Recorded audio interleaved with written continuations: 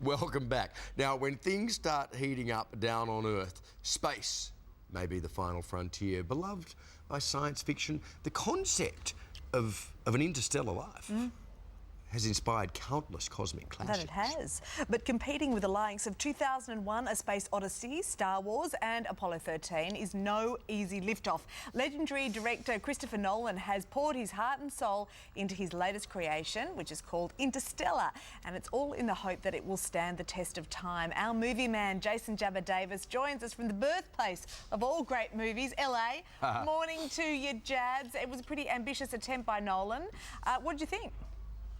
Oh, look, I've drunk from the Nolan Kool-Aid, Mon, so I'm a huge fan of his. The Prestige is one of my favourite movies. Anyone that loved Gravity last year with Sandra Bullock and loves Nolan's work in films like Inception and the Batman Dark Knight trilogy will know what they're in for in this amazing, amazing tale. Matthew McConaughey joins 4 other Oscar winners in the cast: Anne Hathaway, Michael Caine, Ellen Burstyn, and a mystery star who appears out of nowhere. The whole cinema gasped when this actor turned up on screen.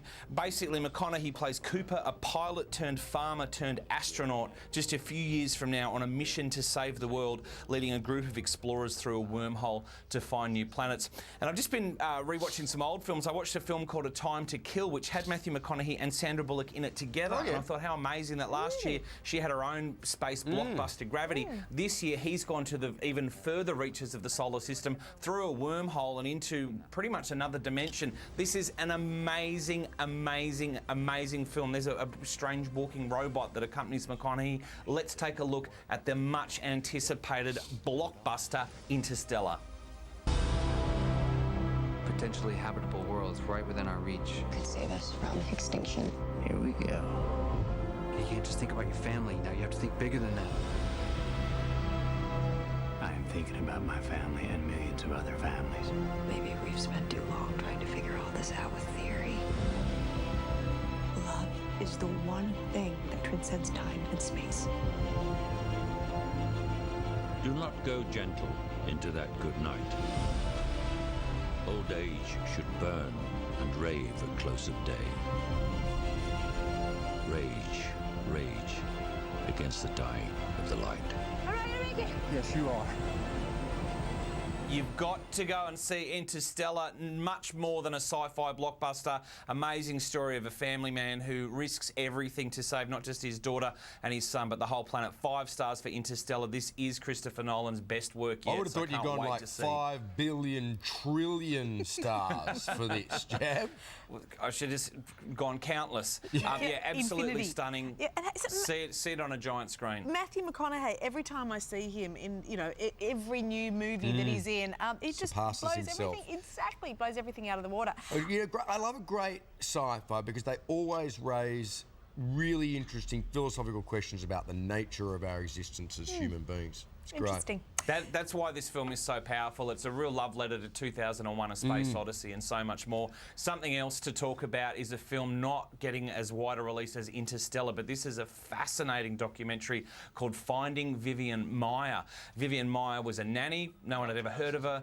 It turns out she took 150,000 photographs in the 20th century that no one had ever seen until this young guy, John Maloof, purchased a few boxes of negatives at a storage auction.